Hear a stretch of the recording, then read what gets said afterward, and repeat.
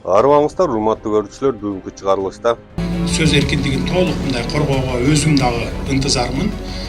Сөзсүз түрдө мен коргойм. Мигрант мекендештеримди кайтарып келүү президент катары милдетим деп эсептеймин. Угунтук кылгандан, бирөөлөрдү камагандан, түрмөлөрдү толтургандан биз эч пайда таппайбыз. Желегибиздиги күн карамага окшошуп калыптыр деди. айта берем, сөзүмөн кайта берем, кайманаты менен таанылган Садыр Жапаровдун убадаларына көңүл бурсак.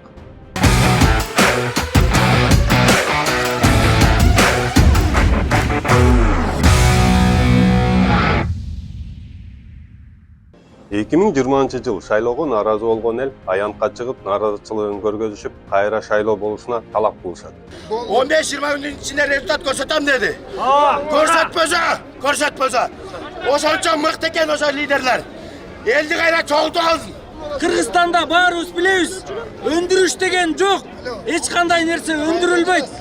Бүт бардык нерселер жанагы олигархтардын, чиновниктердин кызыкчылыгы үчүн болуп калган. Жанакынын бар үстүнө кошту акчаны булчиттан мына баарыңар төлөп атасыңар азыр. Бет мойнуңар келе алгыла аны.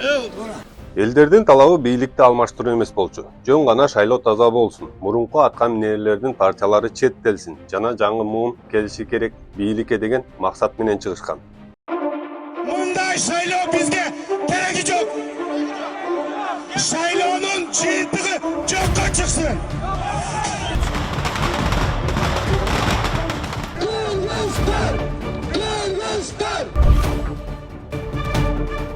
Эми болду, эскилер кетсин, жаңылар келеби деп айтабы деген сыяктуу үмүттөм. Бул фантастика нерседечи, конечно, бирок баары үмүт бар. Ошентип айта берем, сөзүмөн кайта берем деген Садыр Жапаров бийликке келет. Азыр жаштар талап коюп барыптыр. Бир министрликти баланча ээлеп алыптыр, мэрди түкүнчө ээлеп алыптыр, эскилер жогосун деген талапты коюпсуңар. Биз азыр координациялык кеңеш түздүк. Дагы кошулуп атат, келип чыккыла бери координациялык кеңеш.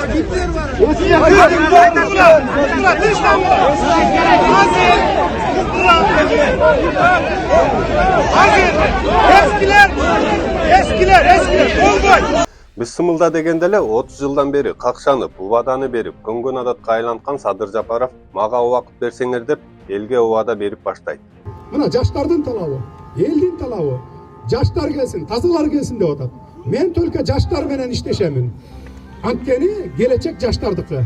Биринчи эле жаштар менен иштешем дегени менен жаштар көрүнбөй эле баягы эле эски атка минерлерди тегерегине чогултуп алдыбы? Все, базар окончен. Ты куда? Я думал, это базар окончен, думал. Түрмөдөн чыккандан кийин эски атка минерлер көзүнө жаңы көрүндүгү айтор биринчиден эле трансформатор аты менен таанылган Надира Нарматова. Себеби мен мандатты тапшырганга эч кандай негиз жок. Өзүңөр билесиңер кыздар, мен мыйзам ченемдүү конституциялык укугумду шайлоочуларымдын ишеничин актоо максатында 24 саат бою тынымсыз иштеп келем. Амин. Амин.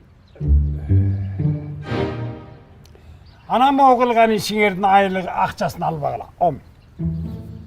Райым Матраев менен байланышы бар депутаттарды мандатынан ажыратып атышса, Надира Нарматова дагы эле мактап жүрөт. Мен улуу адам катары Матраевдин элге кылган кызматын айткамын. Аны дагы деле айта берем. Ошондо бул жагы кандай болуп калат деген суроо туулбай койбойт. Бийликке келгенде эки столго талтайып отурам деп ойлонуп алганбы шпагат аты менен таанылган Балбак Төлөбаев. Баары жакшы болот, ынтымакта болсок. Ошол үчүн талтайбай бир тарапта турсаңыз, ошондо урушпайт эч. Мен деген өкмөт тараптамын. Убагында Бакиевтердин колтугунан чыкпай, мактап, жактап жүргөн туулган күнүн өткөрбөй куттуктап, Кудайдын ордуна Бакиевти коюп алган Нурлан Шакиев. Анан мен Бакиевте ушу дээрлик 3 жылга жакын басма сөз катчысы болуп иштедим. Курманбек Салиш менен иштеш абдан жеңил болчу. Мен ал кишини абдан сыйлайм, урматтайм. Мындай карасаң, чын эле жаңы жаш муундар келген турбайбы бийликке? Бирок бир да өзгөрүү өнүгүү эмнеге жок? Деп жатсак, туу эски болуп, ошол үчүн Кыргызстан өнүкпөй жаткан турбайбы? Туу боюнча биз бул өтө маанилүү маселе. Биз коомдук пикирди сөзсүз эске алабыз. Кандай болуп эске алганда? Коомдо мына каршы пикирлер көп болуп атат. Эми социалдык тармактарда изилдөө жүргүзүлдү. Албетте анын жарымы жалган, жарымы чын троллдор жасап атат, фейктер болуп атат. Желек кабыл алынып калды. биздин үйгө баягы коноктор келип калды, атамдын достору. Отуруп анан кийин айтты: "Атаңдын озурайын ай, желегибиз тиги күн карамага окшошуп калыптыр" деди. Шуну оңдоп койсо болмок экен деди. Анан карап туруп эле: "Ой, туй атаң көрү" деди. "Ушул жерде бир кыргыз жокпу ушу немени билген" деди. "Түндүгүбүз да туура эмес болуп калыптыр" деди. Бул өзгөрүлдү. Кыргызстанда унаалар учуп, элдин капчыгы алтынга толуп жаткандай. Дагы бир лапша темасына келсек, 30 жылдан бери тууган туушкандар бийликти башкарып келген. Мындан ары туушкандар болбойт, келбейт деп дагы бир убадасын эстесек. Мен ошо өзүм мурдакы бийликтегилердин катасын кайталап, ушу бир туугандарымды үй бүлөмдү бийликтин баягы саясатына аралаштырбайын деп чечкем. Бул президенттин кудалары. Алардын баары Садыр Жапаров бийликке келгенден кийин чоң кызматты аркалап баштаган. Буга чейин иликтөөчү журналисттер президенттин кудалары Турузбек Түмөнбаев, Таштанбек Каймазаров, Алмазбек Акматов, Айдар Адылбеков, Азамат Шаршенбиев жана Туратбек Шаршенбиев жогорку кызматтарга дайындалганын аныкташкан. Турузбек Түмөнбаевди Садыр Жапаров президенттин милдетин аткаруучу кызматы учурунда 2020-жылдын 21-октябрында Уна мамлекеттик ишканасынын жетекчиси кылып бекиткен. Fact-check KG сайты Турузбек Түмөнбаев Садыр Жапаровдун эжеси Акат Жапарованын жолдошу Талайбек Түмөнбаевдин бир тууганы экенин аныктаган. Таштанбек Каймазаровду Садыр Жапаров 2020-жылдын 21-октябрында мамлекеттик миграция кызматынын төрагасы кылып дайындаган. Fact-check KG Таштанбек Каймазаровдун уулу Санжар Каймазаров мамлекет башчынын жээни Айгерим Канатбекованын жолдошу экендигин далилдеген. Алмазбек Акматов 2021-жылдын 16-апрелинде президенттин жарлыгы менен Кыргыз Республикасынын эсептөө палатасынын төрагасы болуп дайындалган. Ал эми Темиров Лайф каналы 2022-жылдын 11-мартында алардын туугандык байланышын иликтеп чыгышкан. Журналисттер анын Садыр Жапаровдун бийликке келүүсү менен карьерасында болгон өзгөрүүлөрдү белгилешкен. Ага чейин эсептөө палатасынын түштүк аймагы боюнча өкүлчүлүгүнүн башчысы болуп эмгектенген Акматов 2021-жылдын февраль айында Кыргыз Республикасынын эсептөө палатасынын аудитору болуп бекитилген. Андан 2 ай өтпөй төрага болуп дайындалган. Акматов бүгүнкү күнгө чейин бул кызматты аркалап келет. Айдар Адылбеков 2021-жылдын 28-апрелинде Чыгыш электронун коммерциялык иштер боюнча башкы директорунун орун басары кызматына келген. Анын президентке куда болорун Темиров Лайф аныктап чыккан. Маалыматка караганда Айдар Адылбеков Садыр Жапаровдун карындашы Салтанат Жапарованын кайындары болот. Тагыраагы Салтанат Жапарованын жолдошу Данияр Ахматжановдун тууганы экени аныкталган. Азамат Шаршенбиев Жапаровдун чоң кызматка дайындалган дагы бир кудасы. Ал 2023-жылдын 11-апрелинде Кыргыз Алтын ачык акционердик коомунун башкармалыгынын төрагасынын экономика, каржы жана мамлекеттик органдар менен өз ара кызматташтык боюнча орун басары болуп дайындалган. Политклиника медиасы жогорку кызматка дайындалган Азамат Шаршенбиев жөнүндө иликтөө жасап, аты аталган жаран президенттин кудасы экенин аныкташкан. Маалыматка ылайык Азамат Шаршенбиев Ысык Көл облусундагы Алышбаев атындагы кооперация институтунда жана Касым Тыныстанов атындагы Ысык Көл мамлекеттик университетинде билим алган. Азамат Шаршенбиев эсептөө палатасынын төрагасы Алмазбек Акматовдун агасы Черек Акматовдун уулу болот. Ал эми Черек Акматовдун кызы Мерим Акматова Садыр Жапаровдун иниси Аскарбек Жапаровдун жубайы экендиги аныкталган. Жапаровдун дагы бир кудасы 1992-жылы туулган Туратбек Шаршенбиев. Ал президенттин жана министрлер кабинетинин чечимдерин экспертизалоо бөлүмүндө эксперт болуп иштейт. Ал эсептөө палатасын жетектеген Алмазбек Акматовдун таланттуу уулу. Мамлекеттик кызматтардын баарын бөлүп алып, анан тууган урук, таяке жыйын, карын бөлө, кудасы өктү койгонду токтотолу дедик. Реально айтчы, канча болот? Айтчы. Мен сага айтпадым беле. Бер жактан 20 киши. Ар жактан 10 киши, өзүмдүн районуман 30 киши. Итогу 55 киши болуп атпайбы? Бул жагын дагы көрсө, 30 жылда болбогондо жогорку кеңеште жаштарга толуп, тууган тушкандарды бирөөсү да көрүнбөйт экен да. Бу абдырбы булар, эмне кылтат булар, Сөз эркиндик жана куугунтук болбойт деп жатты беле, эстеп көрсөк. Саясий куугунтук, же болбосо журналисттердин бир айткан сөзү үчүн куугунтук, же болбосо граждандардын бир айткан өзүнүн ачык оюн жазган үчүн куугунтук болбойт. Мурда мисалы Facebook'та ачык жазып койсо, кечирим суратып, үйүнө чейин барып ушундай болуп атчу, туурабы? Эми мындан ары андай болбойт. Мен бардыгын айтып атам, андай кылбагыла, ар ким өзүнүн оюн ачык айтсын деп. Журналисттерди бийликти басып алат, башаламандыкка чакырат деген сөздүн өзү бул күлкү келерлик нерсе. 11 журналист барып эле бийликти басып ала койгудай бийликтин ак үйдү толук гана эмес да. Мамлекет жетекчилигине байланышкан айрым жагдайларды айтып, сын пикирлерди жаратып келген бир нече журналисттер кармалып 48 саатка абакка алынды. Сөз эркиндиги журналист простой элдерде бүт баарында болуш керек. Кармаган кажети жок эч кандай. Бул арада Бишкек шаардык сотунда кемпир-абад ишине байланыштуу камалгандардын бөгөт чараларын өзгөртүү боюнча апелляциялык арыздарды кароо уланууда. Белгилүү саясатчылар Клара Соронкулова, Ася Сасыкбаева, Рита Карасартова жана ошондой эле Бектур Асанов, Кубанычбек Кадыров, Кеңешбек Дүйшөбаев, Равшан Жээнбеков, Канат Исаев болгон бир топ саясатчылар, активисттер жана блогерлер жалпы жолунан бир 10дон ашык 11 десек болот, тактап айтканда мына ошол Бишкек шаардык сотунда бөгөт чарасы жана ошондой эле алардын кармалышы жөнүндө мыйзамдуулугу боюнча арызда каралды. Тууну коргон адам кылмыш. Бул эч кандай кылмыш эмес. Мен тууну аягына чейин корбойм, мен кайтпайм мен. Эртеге келишпейбиз, жеңебиз. Тууда турган туу эч качан өзгөрбөйт. Азыр сизге эмне деген айып коюп атышат? Кыскача айтканда бийликти басып алуу деген. Кандай негизде атышат да ошо? Эми ал жагы билем, ал жагы өздөрүнүн фантазия экен.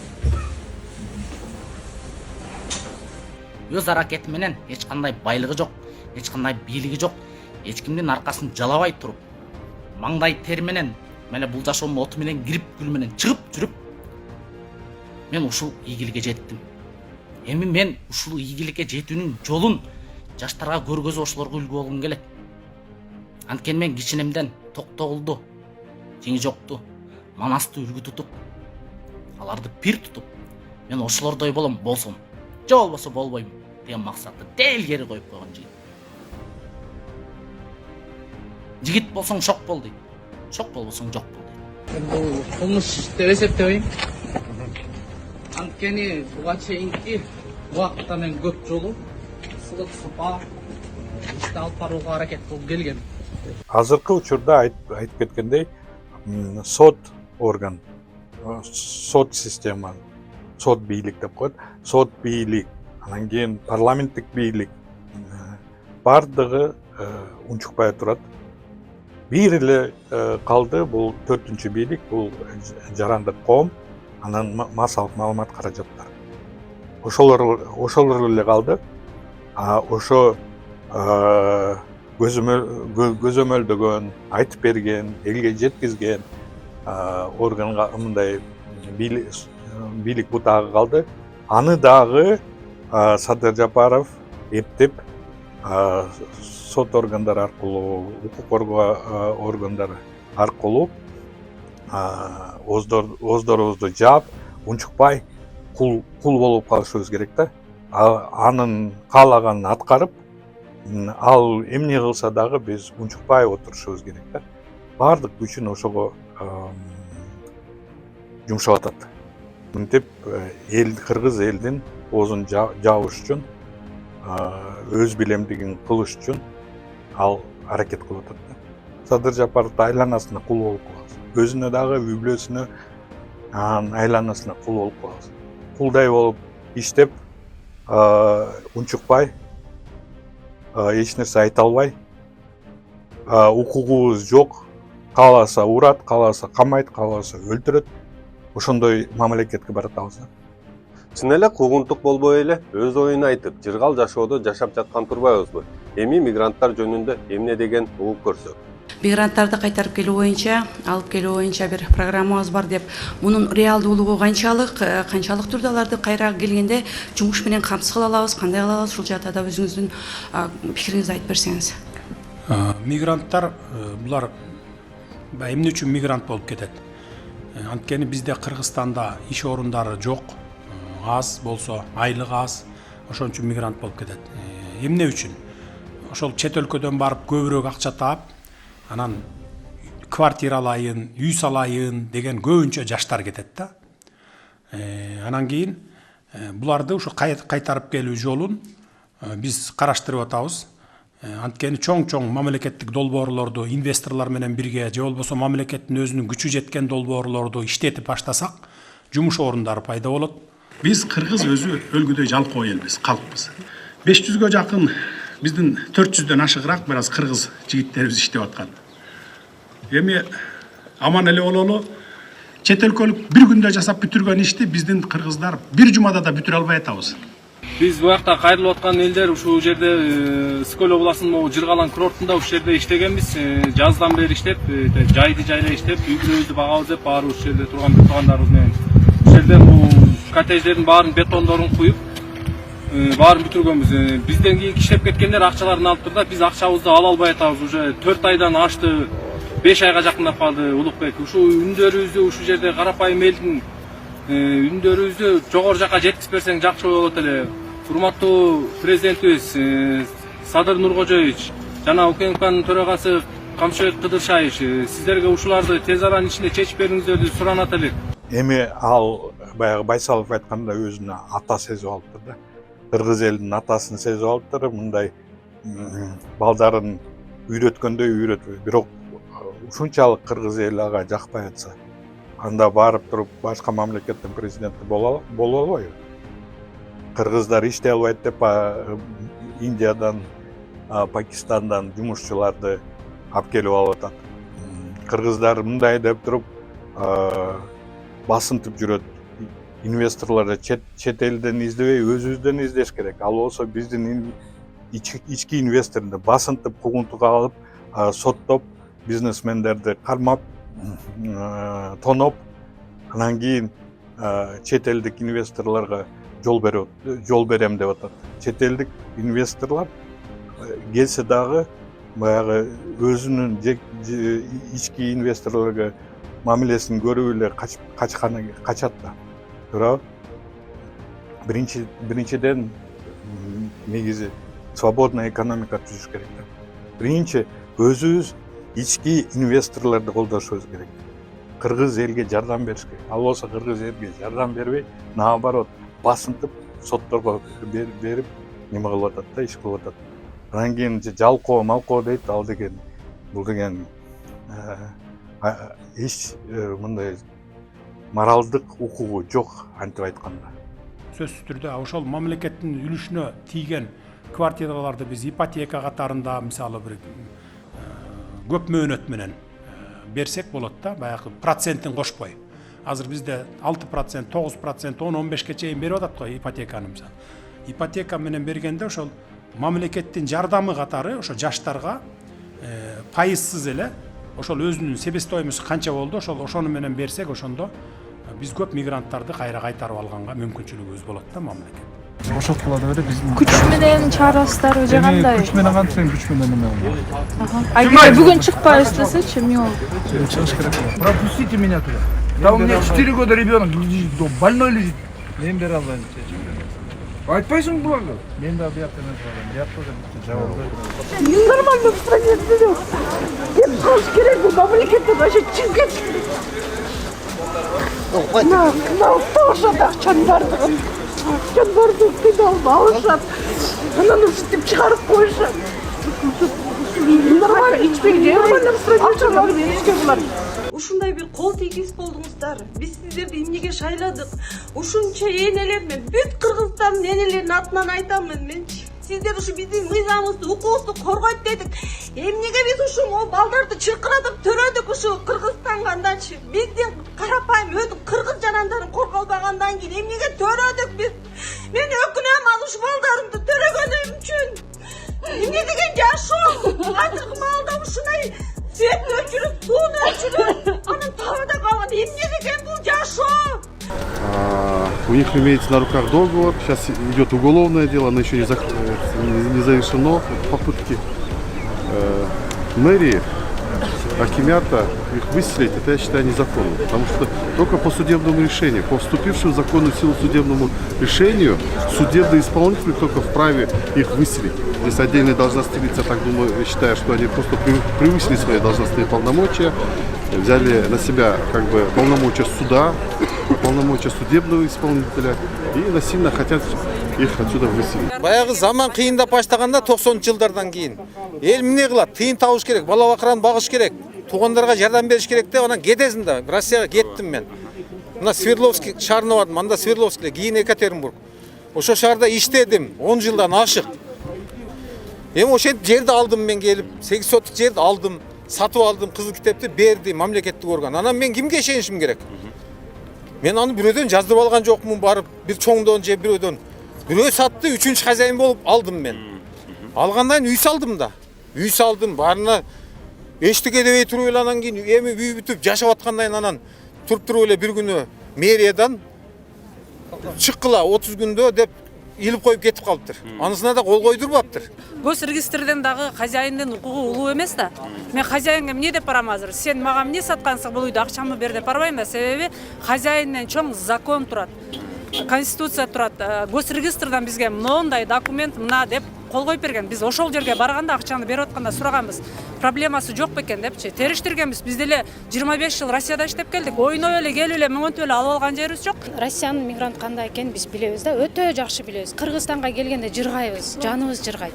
Кыргызстан эң кеңири жашоо бул Кыргызстанда. Мигрантта кандай болуп 1 рубльду, 2 рубльду таап, ушинтип мантип кысынып келип туруп анан жашаганда бул тытынып аякта 1-2 кылам деп чогултуп келип туруп мынтип жашаган бул туура эмес. Мен келгениме 3 күн болду, ушуну поддержка кылайын деп келдим. Аякта ашымды да ишимди таштап коюп келдим. Россиядан келиштир. Бул эмне деген жашоо, бул кандай жашоо? Муну эртең чыгарып койсо каяка барат? Буну чыгарып койсо каяка барат эртең? Кимдин үйүнө барсын? Бул жерде айта берем, сөзүмдү унута берем болуп калдыбы? Квартиралуу болбой эле кайра үйлөрүнөн куулуп, жаштар миграцияга Акылбек Жапаров айткандай эшелондоп кетирип жаткандай. Коррупция жагына кайрылсак. Жаш, таза, коррупцияга аралашпаган, анан мамлекет үчүн иштейм деген жүрөгү таза жаштарды тартабыз. Давид Камбаровдун Аманат Строй Инвест фирмасы Баткендеги гана эмес, Бишкектеги дагы үйлөрдү куруп жетишүүдө. Болгондо дагы мамлекеттик заказ менен курушууда. Аманат Строй Инвесттин 2 негиздөөчүсү бар. Бири Давид Камбаров, экинчиси баягы президент айткан 20 жаштагы Нурланбек уулу Адилет. А бул Адилеттин тою. Ал эми Адилеттин тоюндагы күйөө жолдош Эскат Нуркожоев. Садыр Жапаровдун инисинин баласы.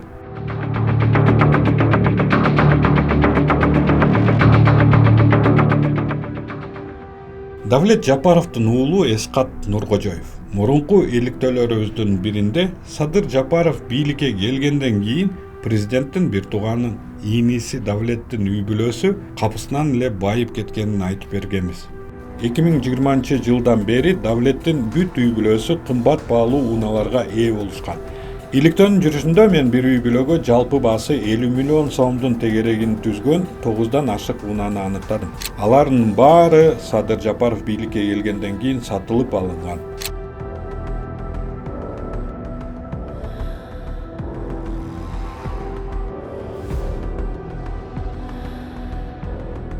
Азыр болсо биз мамлекеттик ири заказдарды алып турган курулуш компаниясына кокусунан эле президенттин инисинин Аяш уулу ээлик кылып калганын айтып жатабыз. Жакынкы убактардан бери эле мамлекеттик ипотекалык компания президенттин иш башкаруучусуна тагыраагы Канымбек Туманбаевга өттү.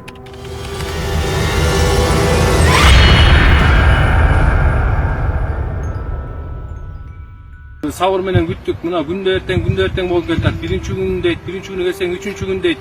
Ушундай эле алдап келатат да, бул кайсы фирма кем дагы чоңдорго да чыга албайбыз дейишти. Жыргалан санаторийинин бул куруучулары айлыктын төлөнбөгөндүгүнө нааразы. Санаторий Кыргызстандын профсоюзунан президенттин иш башкармалыгынын карамагына өткөн. Бул азыркы бийликтин жана президенттин мактанычы экенин айта кетели. Жумушчулардын айлык акылары төлөнбөгөнүнө байланыштуу маселелер болуп жатканына карабастан курулушту бүтүрүштү. Дал ушундай эле көйгөй президенттин иш башкармалыгынын ушул объектисинде гана болгон эмес.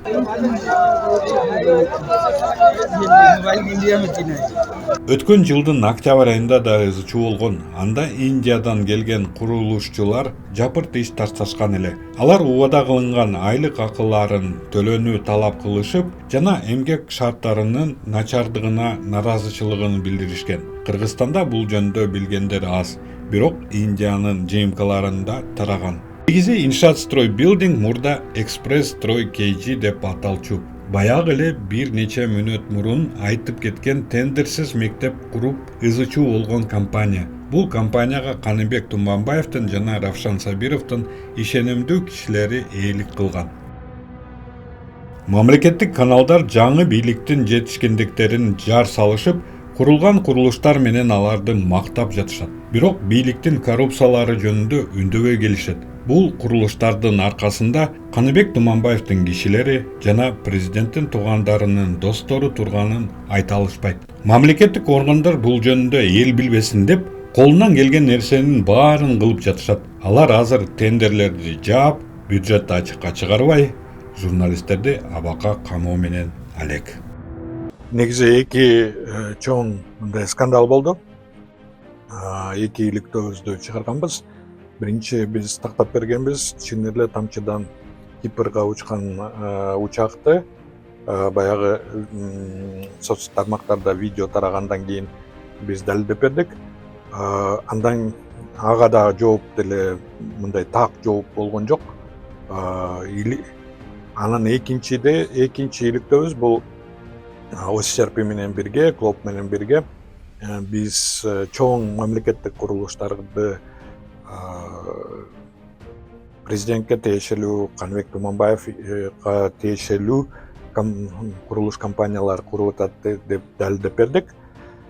Негизи мындай нерсе мындай мыйзамдуу өлкөдө болсо, баягы депутаттар комиссия түзүп, иликтеп, карап, анан кийин жыйынтык чыгарып, керек болсо күнөө тагып президентке, ген прокурордон, конституциялык соттон чечим алып, президентти иштен алыш дагы мүмкүнчүлүгү бар парламентте. Бирок бизде Садыр Жапаров эмне кылса дагы парламенттагы, сот органдардагы, укук коргоо органдары, прокуратура унчукпай эле отурушат. Бул эмнени билдирет? Бул деген мындай хандык мамлекет болуп калды, тоталитардык мамлекет болуп калды. Садыр Жапаров эч кимге жооп бербейт дагы, жоопкерчилиги жок дагы. Үй бүлөсүн бийликке алып келеби, аралаштырабы, коррупцияга аралашып, мыйзамдарды бузабы, адам өлтүрөбү, баары бир эч ким эч нерсе дей албайт деген мамиле түзүп атат да Садыр Жапаров кыргыз эл менен. Бул жерден коррупция жок болбой эле өзү жана анын тааныш, туушкандары желедей жайлап Райым Атраимовдун схемасын үйрөнүп алгандай. Кумтөр Кыргызстанга иштеп жатабы десек. Алтын, күмүш казып аткан жерлерге мындан ары лицензиялар берилбейт деп. Буга чейин берилгендер иштеп атат. Азыр алар менен өзүнчө дагы келишим түзөбүз. Ага убакыт жетет, убакыт келгенде түзөбүз. Жай айларында отуруп баары менен сүйлөшөбүз. Мындан ары алтын, күмүш деген казылбайт. Эч кимге лицензия бербейбиз. Өзүбүз деле казыштын кереги жок. Алтын казганда сөзсүз түрдө цианид колдонулат, башка химикаттар колдонулат. Ал агып барып сууга кирет. Ошон үчүн зыяны көп экен, пайдасынан зыяны көп. Сабырова Машка боюнча еще маалымат жок. Айты сейчас отправляем. Социалдык тармактарда бир видео пайда болду. Видеодон алтынга окшош куймаларды көрүүгө болот. Assalamu alaikum, шеф. Вот грузду балдар алып келишти. Өзүм лично проверил и принял. Буюрса все на месте. Сабырова Машка боюнча еще маалымат жок. Айты сейчас отправляем. Коробкадагы жазууларды карап, 23-жыл 2-июль алтындын саны жана латын тамгалары менен IQ, LCA деген жазууларды көрө алабыз. Мындай белгилер Тамчы жана Ларнаке аэропортторунун кыскартылган аталыштарын билдирет. Чын эле 2-июльда Тамчыдан Ларнакеге рейс болгон экен.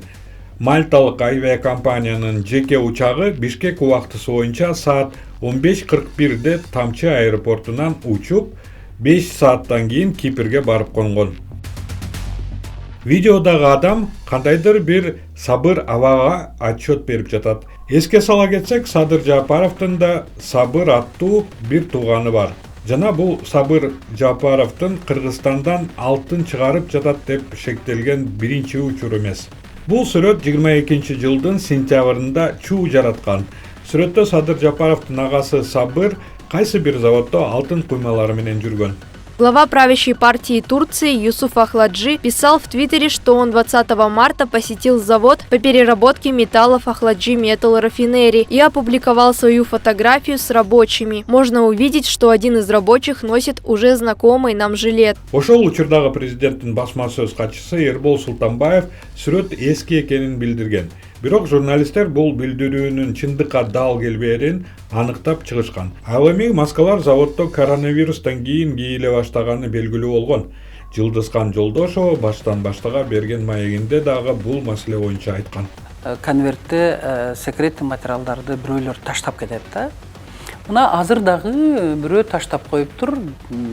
Өткөндө бир кагазды баягы жамырлар жаап атканда кичине суу болуп калган экен, мен эми окуп туруп кыргытып жибердим ал кагазды. Ошондо бирөө жазып коюптур. Фамилияларын, аттарын жазган жок.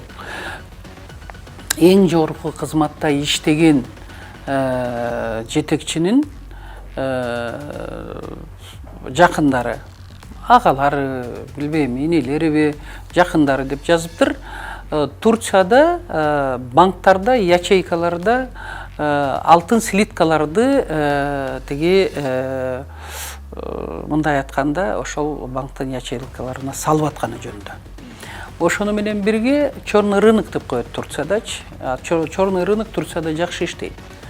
Мына ошол жерде биздин алтындар сатылып атканын дагы мага жазып кетиптир. Ал эми Садыр Жапаров өзүнүн актануусунда мындай деген: ошол мезгилде түрк туугандар мага жана мамлекеттик чиновниктердин кабылдамасына кире алышпай агама чыгышкан экен. Бизде бюрократия жоюла элек да.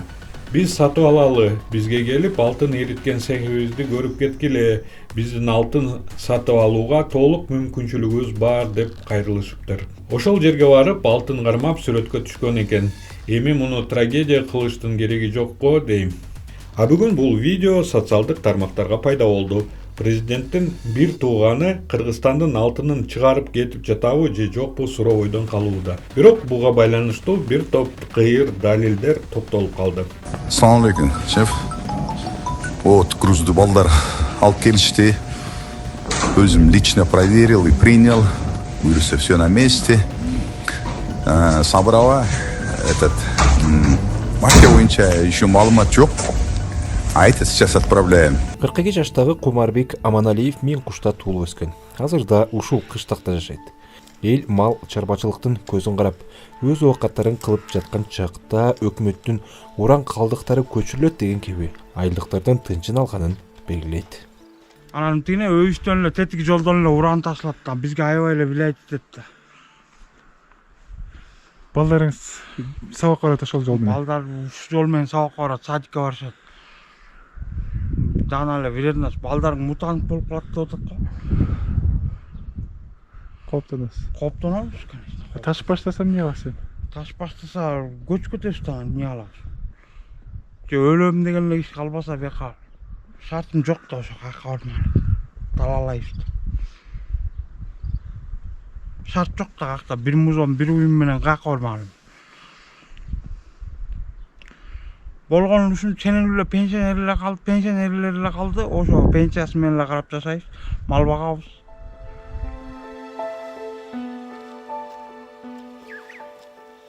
Уран калдыгы көчүрүлөт деген кабар Кумарбек сыяктуу мен куштуктарды бейпайга салууда. Айылдын дагы бир тургуну Самат Асанов элге маалымат толук жетпей жатат деп эсептейт. Эми коопсуздук кылабыз деп мына жолду жазашты, наркөстү жолду жазаган жазашты, бирок ага гарантия жок. Бияка тиги комиссия келип биздин мына тиги Дом культурада клубдун ичинде собрание болгон. Ал жерден элге до конца түшүндүрүп айтып бере алган эмес. Российский врачтардан бери келген. Алар элди успокоить этиш үчүн эч кандай зыяны тийбейт. Андан да кызыгы 1-2 жыл Мюнхтан сыртка чыгып көчүп жашап турбайсыңар деп айтканда. Эми ошондой кантип болсун, эл үй жайын таштап коюп 2 жыл биз каяка барып тентип барат эл. Болуптур, менин шаарда үйүм бар, анча-мынчаныкы бар. Көбүнүкү жок дейли, карапайым эл. Машина жүрүп баратканда да көзөмөлдөө болот. Андан тышкары пылеподавление деген бар. Чаң көтөртпөйбүз. Казылып аткан уран калдыктардын жумуштары жүрүп атканда пылеподавление болот. Машинелерге да жүктөлөт. Бунун үчүн атайын ген подрядчик машинелерди сатып алды. Алар заводской типте. ат кое берейсиз тайынып. Бирок мен деди эмеге өйдө жакка жөнөтөм. Сен эмне болуп кетти? Сен айлыгымды кесип.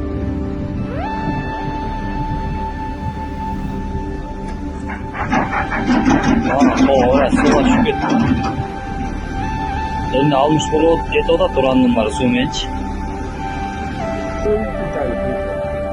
Деди эмеге өйдө жакка жөнөтөм. Сен эмне болуп кетти? Сен айлыгымды кесип.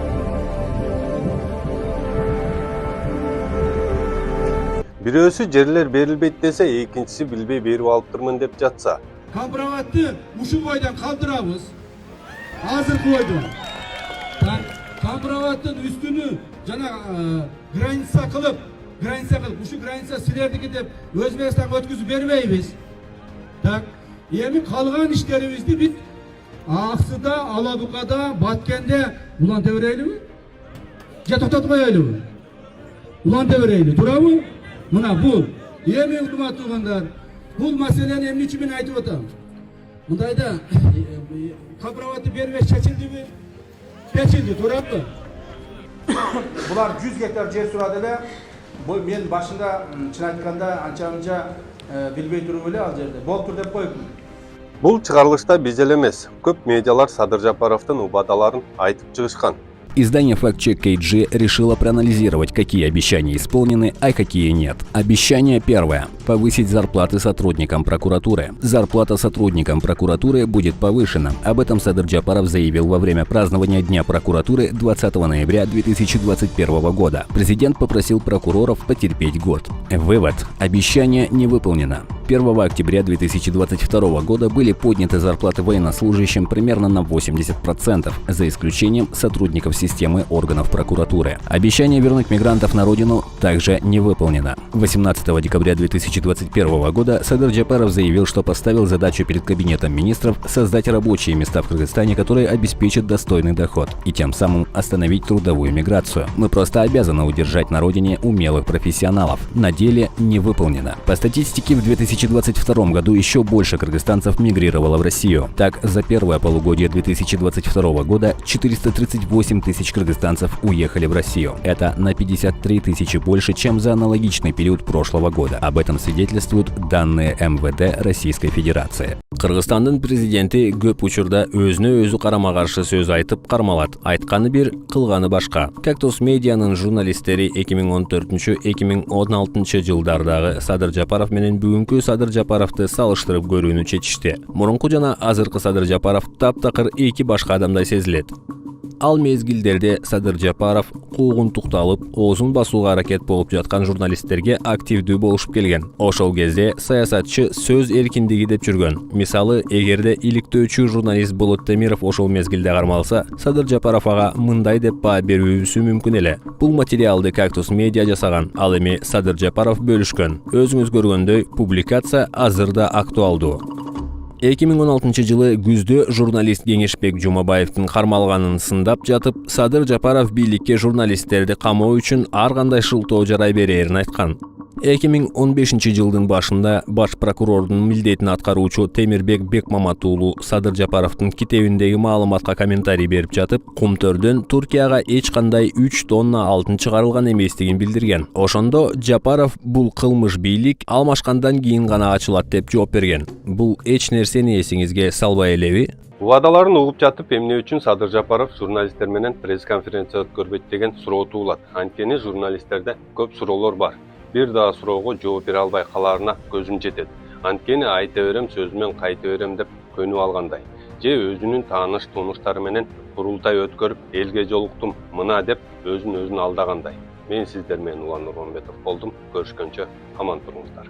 Кызык жашоо башталды, иштетели баштады. Бир муштундай түйүлөлү бириктирип жаштарды. Эч кайдыгер болбойлу, келечекте хойлойлу. Жагалданбай байларга, мыктыларды колдойлу.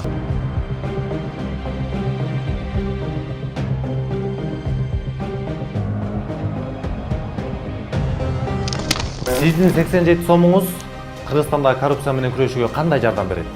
Анткени Айтайт ТС каналынын миссиясы Кыргызстандын элине кызмат кылуу, элдин үнү болуу. Биз силердин көзүңөр менен карап, кулагыңар менен угуп, члестендердин карасантай схемаларын ачыкка чыгарабыз. Аларды сиздер менен биздин кызыкчылыгыбыз үчүн, азыркы эркин Кыргызстандын жыргалчылыгы үчүн иштөөгө мажбурлайбыз. Эркиндик берилбейт, ага жетүү керек. Ал үчүн күрөшүүбүз керек. Patreon жөнүндө толук инструкцияны видеонун алдындагы шилтемеден көрсөңүз болот. Patreon'дон бизди колдоңуз.